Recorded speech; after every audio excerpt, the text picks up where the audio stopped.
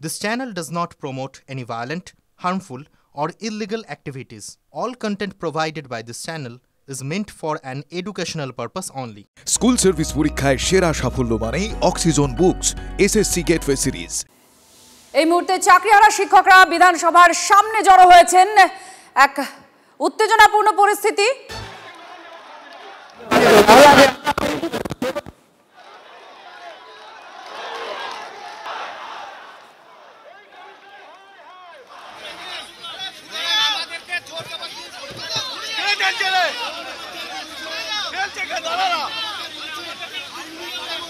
লক্ষ্য যখন school service, সঙ্গে আছে গেটওয়ে সিরিজ, অক্সিজন বুকস। শান্ত আমাদের প্রতিনিধি আমাদের সঙ্গে আছেন। শান্ত, কি চলছে? ব্যাপক ধস্তাধস্তি, উত্তেজনাপূর্ণ একটা পরিস্থিতি দেখতে পাচ্ছি আমরা। দেখো, বিধানসভার গেটের সামনে এসে পৌঁছেছেন যারা চাকরিহারা অর্থাৎ বিশ্বাস সহ আরো প্রায় 3 থেকে 4 জন, যারা মূলত যারা জানাচ্ছেন যে তারা পুলিশ কথা বলে এবং রাজ্য প্রশাসনের সঙ্গে কথা বলে আজকে বিধানসভায় এসেছেন। স্পিকারের সঙ্গে দেখা করবেন, মুখ্যমন্ত্রীর সঙ্গে দেখা করবেন, কারণ তাদের সম্পর্কে রাজ্য প্রশাসন কি সিদ্ধান্ত নিচ্ছে এবং তাদের যে যোগ্য প্রার্থী এবং অযোগ্য প্রার্থীদের যে তালিকা নিয়ে যেভাবে টানাপোড়েন চলছে এবং যেটা তারা চাইছেন যে যেটা হোক পরিষ্কারভাবে হোক, চাইছেন না এবং বাকি চাকরিহারারা, এবং সেই কারণে তারা চাকরিহারারা এবং সেই কারণেই তারা কিন্তু আগে বিধানসভায় এসছেন এবং বিধানসভায় এসে নিজের দাবি দাওয়া পেশ করতে এসছেন। যদিও পুলিশের তরফে তাদের কিন্তু অ্যাসেম্বলি গেটের সামনে আটকে দেওয়া হয়েছে এবং অ্যাসেম্বলি গেট থেকে কোথাও তাদেরকে ঢুকতে দেওয়া হচ্ছে না। তারা এখন বাইরে দাঁড়িয়ে রয়েছে। সংবাদ মাধ্যমের প্রতিনিধির সাথে কথা বলছেন। ফেরাতে হবে ধারাবাহিকতা সহ, এবং এই যে পরীক্ষা নেওয়া হচ্ছে, এই পরীক্ষা যোগ্যদের তালিকা প্রকাশিত হলে এই পরীক্ষার প্রয়োজনীয়তা নেই এবং অনেক চাকরি প্রার্থী আছে যারা পরীক্ষাই বসতে পারেনি। সুতরাং রাজ্য সরকার মানবিক হয়ে মাননীয় মুখ্যমন্ত্রী তিনি এই পরীক্ষা স্থগিত করুক, যোগ্যদের নির্ভুল নিখুঁত তালিকা প্রকাশ করুক। আজকে শিক্ষাকর্মীদের অবস্থা ভয়াবহ। এই দায়িত্ব আরো বলছেন যারা পরীক্ষায় বসতে পারবে না তারা যেন অন্তত বসতে পারে, চেষ্টা করছি কেন পিছিয়ে দিক, সেটাই তো বলছি। এই পরীক্ষা স্থগিত করুক, জেদাজেদি না করে আমরা এখন মৃত্যু পথযাত্রী, যে কোনো সময় যে কোনো কিছু হয়ে যেতে পারে। আমরা মাননীয় মুখ্যমন্ত্রীকে চিঠি দিয়েছি যে মাননীয় মুখ্যমন্ত্রী, আপনি আমাদের মুখ্যমন্ত্রী, আপনি মানবিক মুখ্যমন্ত্রী, আপনি যোগ্যদের তালিকা কেন প্রকাশ করছেন না? কেন বিধানসভায় জরুরি অধিবেশন আসছে না? জরুরি অধিবেশন এনে বাংলার শিক্ষা ব্যবস্থার যে ক্ষত, আজকে যোগ্য শিক্ষকদের এত যোগ্য শিক্ষক কোনো পাপ করেনি। এই রাষ্ট্র, এই দেশ, এই নির্বাচিত সরকার আমাদের ন্যায় দিচ্ছে না। আমরা শান্তিপূর্ণভাবে পুলিশ প্রশাসনকে তাদের কথা মেনে আমরা শান্তিপূর্ণভাবে এসেছি। না ঢুকতে তো দেবে বিধানসভায়, এখানেই বলছিল আসতে পারবেন। এসেছি, দেখবেন আমরা যাব। প্রশাসনের সাথে আমরা কথা বলে মাননীয় মুখ্যমন্ত্রীর প্রতি আমরা আবেদন জানিয়েছি, আমাদের বিধানসভায় 6 সদস্যের প্রতিনিধি দল আপনি সন্তান স্নেহে ডেকে নিন, আমাদের সাথে আলোচনায় বসুন। জেদাজেদির কোনো বিষয় নয়। সুমনবাবু, মুখ্যমন্ত্রী এতদিন পর যে কথাগুলো বলছেন সেটা কি সামনে 26-এর ভোটটা বাঁচানোর জন্য? দেখুন, এই যে নতুন চাকরি প্রার্থীদের সাথে এসএসসি 2016 প্যানেলের সকলকে যে মিশিয়ে দিয়েছে বিনোদ কুমার শিক্ষা সচিব, তিনি চেয়েছিলেন যে শুধুমাত্র 16 সালের আনটেন্টেডদের হোক সিলেকশনটা, কিন্তু তার কথা শোনেনি সরকারের মুখ। আজকে নতুন এবং পুরনো, ওই কথার উত্তর বলছি, নতুন চাকরি প্রার্থীদের সাথে পুরনো চাকরি প্রার্থী, এই যে এরা পরীক্ষাই বসতে পারেনি, নতুন চাকরি প্রার্থীদের সাথে পুরনো চাকরি প্রার্থীদের 16 সালের বসিয়ে দিয়ে 2026 সালে ভোটের আগে ভোট বৈতরণী পার হওয়ার এটা একটা প্রচেষ্টা মাত্র। হ্যাঁ, আজকের দাবি বিধানসভার জরুরি অধিবেশন এনে সকল যোগ্যদের ধারাবাহিকতা সহ অবিলম্বে চাকরি ফিরিয়ে বিদ্যালয়ে ফেরত পাঠাতে হবে, যোগ্যদের নির্ভুল নিখুঁত তালিকা অবিলম্বে প্রকাশ করতে হবে এবং অযোগ্য শিক্ষকদের, শিক্ষিকাদের যে অনিশ্চিত ভবিষ্যতের দিকে ঠেলে দিয়ে আগামী 7ই সেপ্টেম্বর পরীক্ষা, সেই পরীক্ষা সাময়িকভাবে স্থগিত করার আবেদন নিয়ে আমরা বিধানসভায় এসেছি।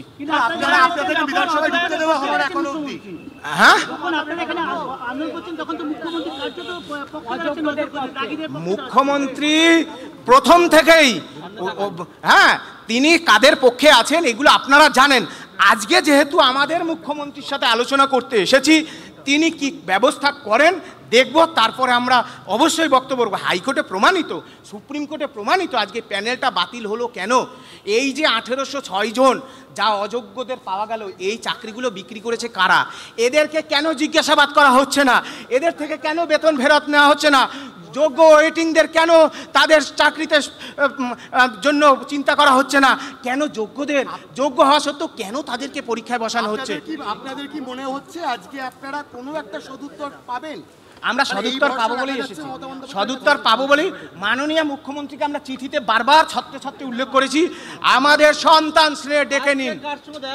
মাননীয় মুখ্যমন্ত্রী মহোদয় এবং বিধানসভার মাননীয় স্পিকার, এই দুজনের সাথে আমাদের বৈঠক হবে। আমরা তাদেরকে বলেছি যে বিধানসভায় মাননীয় মুখ্যমন্ত্রীর উপস্থিতিতে স্পিকার মহোদয় এবং চাকরিহারাদের 6 প্রতিনিধি থাকবেন। যদি সরকার রাজ্যের বিরোধী দলনেতা যিনি আছেন তিনি থাকবেন, অন্যান্য চিফ হুইপ নির্মল ঘোষ তিনি থাকবেন, সরকার যাদেরকে মনে করবে তারা থাকবে। দেখা গেল তোমরা শুনতেই পেলে যে মূলত আজকে কিন্তু জরুরি অধিবেশন যাতে হয় বিধানসভা, তারই দাবি জানাচ্ছেন এই সুমন বিশ্বাস সহ বাকি যারা চাকরিহারা এসছেন, এবং তারা কিন্তু মূলত এই দাবি নিয়ে মুখ্যমন্ত্রীর সঙ্গে দেখা করবেন, বিরোধী দলনেতার সঙ্গেও দেখা করবেন, এবং যতক্ষণ দেখা করা হচ্ছে ততক্ষণ কিন্তু তারা এই নিজেদের আন্দোলনে অনড় থাকবেন বলেই জানালেন সুমন বিশ্বাস। এই মুহূর্তে সেই ছবি আপনারা দেখতে পাচ্ছেন।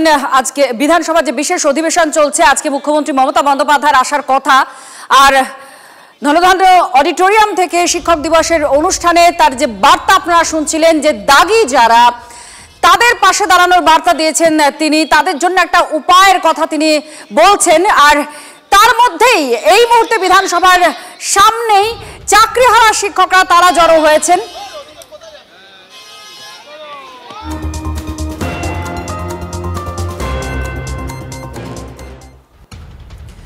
সুপ্রিম কোর্টের তিরস্কারের মুখে রাজ্য আর এসএসসি, আমাদের রায় কি বুঝতে সমস্যা হয়েছে? বারবার বলেছি দাগিরা কোনোভাবেই পরীক্ষায় বসতে পারবে না, বললেন বিচারপতি সঞ্জয় কুমারের বেঞ্চ। এই মুহূর্তে বড় খবর, এই চাকরিহারার মামলা নিয়ে এখনো পর্যন্ত কি বলা হয়েছে? শ্রাবন্তী আমাদের প্রতিনিধি আমাদের সঙ্গে রয়েছেন, ঠিক কি বলা হয়েছে এই বিষয় নিয়ে? দেখো, আজকের প্রতিবন্ধী এমন কিছু শিক্ষক যাদের নাম এসেছে অযোগ্যদের তালিকায়, তারা এই আবেদন করেছিলেন। 2 জন এমন এই আবেদন করেছিলেন সুপ্রিম কোর্টে।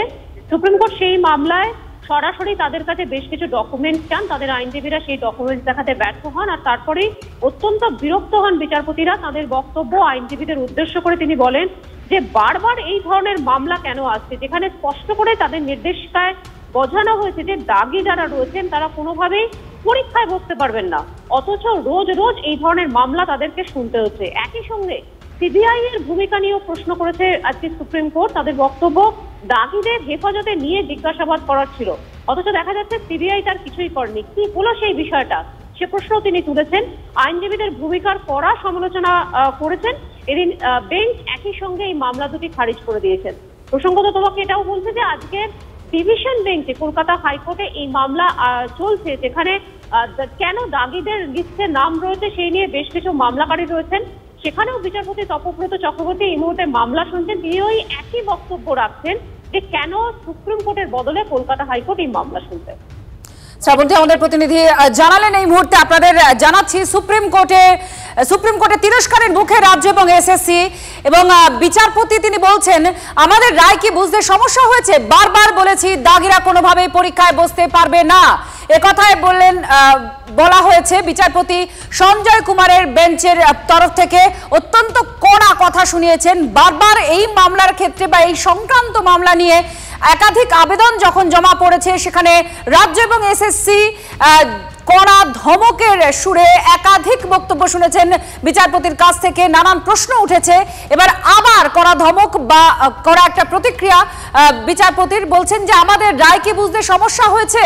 বারবার বলেছি দাগিরা কোনোভাবেই পরীক্ষায় বসতে পারবে না, একথায় বলা হয়েছে বিচারপতি সঞ্জয় কুমারের বেঞ্চের তরফ থেকে। আপনাদের জানিয়ে রাখি, এই রবিবারই পরীক্ষা রয়েছে, তার আগে যে দাগিদের যে তালিকা আদালতের নির্দেশে এসএসসি বের করেছে, সেই দাগিদের একাংশ আদালতের দ্বারস্থ হয়েছেন এবং আদালতের তরফ থেকে অর্থাৎ হাইকোর্টে যখন এই মামলা শোনা হচ্ছে তখনও তাদেরকে কথা শুনতে হয়েছে যে কেন বারবার আদালতের কাছে আসছেন, এনাফ ইজ এনাফ। আমাদের সঙ্গে শ্রাবন্তী আমাদের প্রতিনিধি রয়েছেন। শ্রাবন্তী, ঠিক এই জায়গাটা একটু জানতে চাইবো, যারা দাগিদের একাংশ আদালতের কাছে গেছে সেখানেও তো আদালত বলেছে যে এনাফ ইজ এনাফ, বারবার কেন আদালতে আসছেন? এই জায়গাটা তৈরি হচ্ছে, এরকম একটা পরিবেশ তৈরি হচ্ছে যেখানে বিচারপতিরাও অসন্তোষ প্রকাশ করছেন এরকম মামলায়। সেখানে সুপ্রিম কোর্টের এই বক্তব্য, এটা ঠিক মামলাটাকে কোথায় নিয়ে যেতে পারে?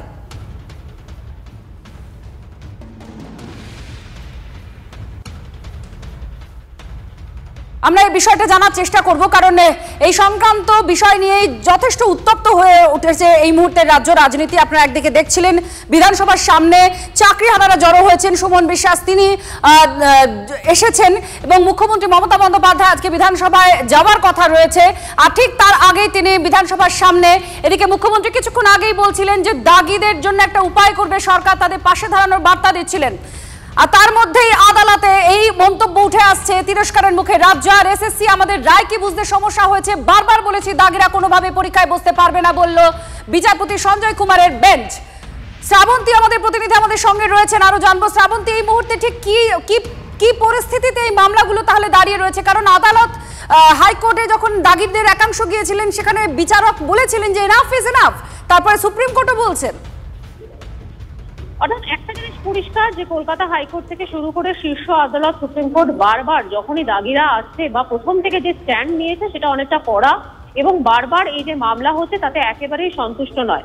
শীর্ষ আদালতে আজকে যখন সঞ্জয় কুমার বিচারপতি তিনি এই মামলা শুনছিলেন, প্রতিবন্ধী যারা রয়েছেন এমন কিছু অযোগ্য শিক্ষকদের তালিকায় এরকম নাম এসছে, তারা এই মামলা করেন।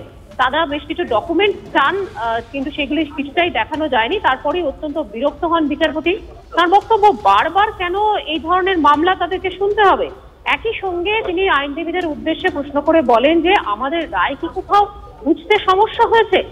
তার কারণ স্পষ্টভাবে নির্দেশিকা ছিল যে দাগিরা কোনোভাবেই পরীক্ষায় অ্যাপিয়ার হতে পারবেন না। তারপরও একই আবেদন নিয়ে কেন এত মামলা হচ্ছে কোর্টে? একই সঙ্গে বিচারপতি বলেন যে অবাক হয়ে যাচ্ছি রায় ঘোষণার পরেও আইনজীবীরা কিভাবে দাগিদের হয়ে আবেদন করছেন।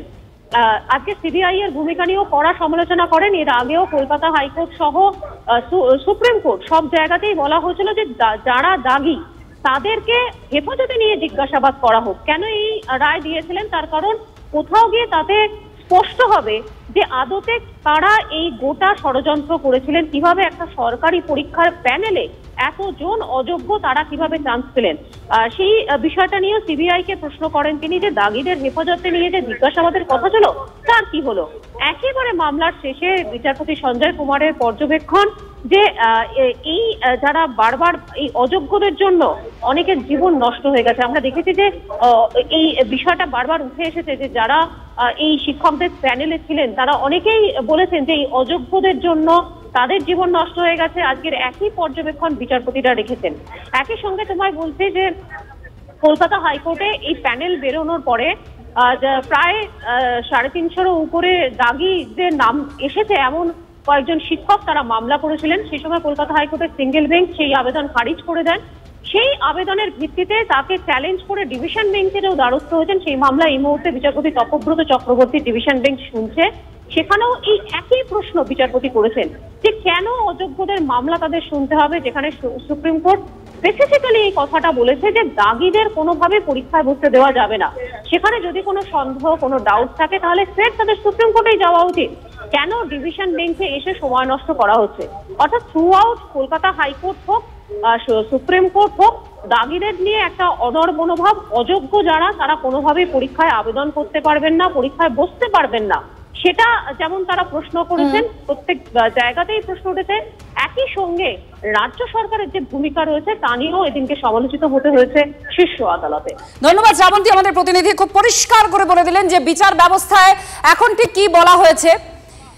এই মুহূর্তে আপনাদের কয়েকটি যে অংশ আমাদের সামনে এসে পৌঁছেছে, যেখানে সুপ্রিম কোর্ট পরিষ্কার রাজ্য এবং এসএসসি কে বলছে যে আমাদের রায় কি বুঝতে সমস্যা হয়েছে, বারবার বলেছি দাগিরা কোনোভাবেই পরীক্ষায় বসতে পারবে না। বিচারপতি সঞ্জয় কুমারের বেঞ্চ একথা আজকে বলেছে। অপরদিকে যারা দাগি দাগিদের তালিকায় নাম আছে এরকম একাংশ আদালতেও গিয়েছেন, হাইকোর্টে। সিঙ্গেল বেঞ্চ তাদের আবেদন খারিজ করে দেয় এবং সেখানে খুব উল্লেখযোগ্যভাবে বলেন যে এনাফ ইজ এনাফ, একটা লিমিট থাকে সবকিছুর। পরীক্ষা আছে, দাগিরা বসবে না পরীক্ষায়, এই কথাও বলা হয় আদালতের তরফ থেকে। আবার ডিভিশন বেঞ্চে তারা অ্যাপ্লাই করেছেন, ডিভিশন বেঞ্চে এখন এই মামলা শোনা হচ্ছে। ঠিক একই রকম বক্তব্য ডিভিশন বেঞ্চেও আসছে। এদিকে সুপ্রিম কোর্টও এই কথা বলেছে। তার সঙ্গে সঙ্গে সুপ্রিম কোর্ট সিবিআই কেও বলেছে যে দাগিদের তো জিজ্ঞাসাবাদ করার কথা, দাগিদের তো তালিকা বেরিয়ে গেছে, তাহলে কেন জিজ্ঞাসাবাদ করা হচ্ছে না? আদালতে আগেই অবশ্য এই নিয়ে তালিকা এসএসসি দিয়েছিল। আমরা ওই 7 তারিখের পরীক্ষা সাময়িকভাবে স্থগিত করার জন্য মাননীয় মুখ্যমন্ত্রীকে আবেদন জানিয়ে এসেছি। আমরা যাব, আমরা আপনাদের অনুরোধ করছি, পুলিশ প্রশাসন আপনাদের অনুরোধ। এদিকে এই মুহূর্তে যে ছবি আপনাদের দেখাচ্ছি, সুমন বিশ্বাস তিনি বিধানসভার সামনে রয়েছেন। আজকে কেন বিধানসভায় গেছেন তার কারণ আজ মুখ্যমন্ত্রী মমতা বন্দ্যোপাধ্যায়ের বিধানসভায় যাওয়ার কথা, বিশেষ অধিবেশনে তিনি বক্তৃতা করবেন। ঠিক তার যাওয়ার আগে এই মুহূর্তে সুমন বিশ্বাস এখানে বিধানসভার সামনে বসে এসেছেন এবং তার দাবি যে পরীক্ষাটাকে স্থগিত করা হোক। রাজ্য সরকার, মুখ্যমন্ত্রী মমতা বন্দ্যোপাধ্যায় এই পরীক্ষা স্থগিত করুক। রবিবার এসএসসির প্রথম পরীক্ষা রয়েছে আর তার আগে এই দাবিতে আরো সুর জোরালো করছেন সুমন বিশ্বাস। এই মুহূর্তে আপনারা দেখতে পাচ্ছেন সেই ছবি, আর তার সঙ্গে সঙ্গে আদালতের বক্তব্য আপনাদের সামনে আমরা তুলে ধরছি। এসএসসির তালিকায় দাগি, তাদের পাশে দাঁড়ানোর আবার বার্তা দিয়েছেন মুখ্যমন্ত্রী মমতা বন্দ্যোপাধ্যায়। যারা শিক্ষকের চাকরি হারিয়েছেন তারা ফের শিক্ষক হতে না পারলেও যাতে গ্রুপ সি কিংবা অন্য জায়গায় চাকরি পান সেজন্য আইনি আলোচনা করব। ধনধান্য অডিটোরিয়ামে শিক্ষক দিবসের অনুষ্ঠান থেকে এই বার্তা দিয়েছেন মমতা বন্দ্যোপাধ্যায়। আমরা ঘরে ঢুকবো না, মুখ্যমন্ত্রী আমার মুখ্যমন্ত্রী, সুতরাং কোনো বিরোধ নেই, কোনো রাগ ঢাক নেই। চাকরি চুরি কোন লোকে?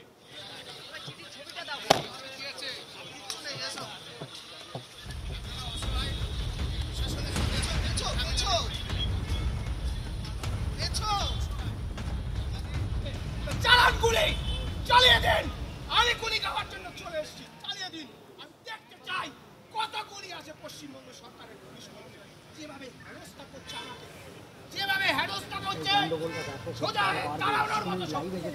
হ্যালো, এই যে সুমন বিশ্বাস জাতীয় পতাকা না, পরীক্ষা হবে না, পরীক্ষা হবে না। পরীক্ষা নিয়ে বলছেন, মাননীয় মুখ্যমন্ত্রীকে প্রশ্ন করুন না যে আপনি যোগ্যদের তালিকা দিলে পরীক্ষার প্রয়োজনীয়তা থাকে না, কেন পরীক্ষা নিচ্ছেন? এই প্রশ্নটা মাননীয় মুখ্যমন্ত্রীকে করুন। হ্যাঁ, নতুন চাকরি প্রার্থীদের সাথে এসএসসি 2016 প্যানেলের গুলিয়ে দেওয়ার চেষ্টা করছে। বিনোদ কুমার শিক্ষা সচিব তিনি বলেছিলেন যে নতুনদের আলাদা করে হোক, এসএসসি 2016 প্যানেলে আলাদা করে হোক, কিন্তু তার কথা শোনেনি বড় বড় উকিল, সরকারকে ভুল বুঝিয়েছে। আজকে শিক্ষা সচিব বিনোদ কুমারের কথা সত্যি হলো তো, সরকারের মুখ খুললো তো, বিনোদ কুমারের কথা শুনলে আজকে এই ভয়ঙ্কর দিন দেখতে হতো।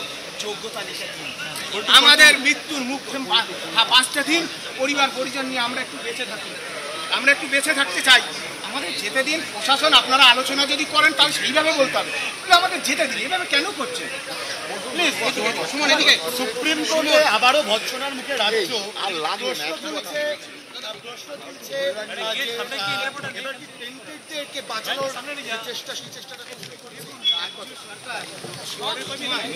একবারে গভীর বেদনা এবং দুঃখের সঙ্গে বলছি, রাজ্য সরকার যোগ অযোগ্যদের পক্ষে আছে।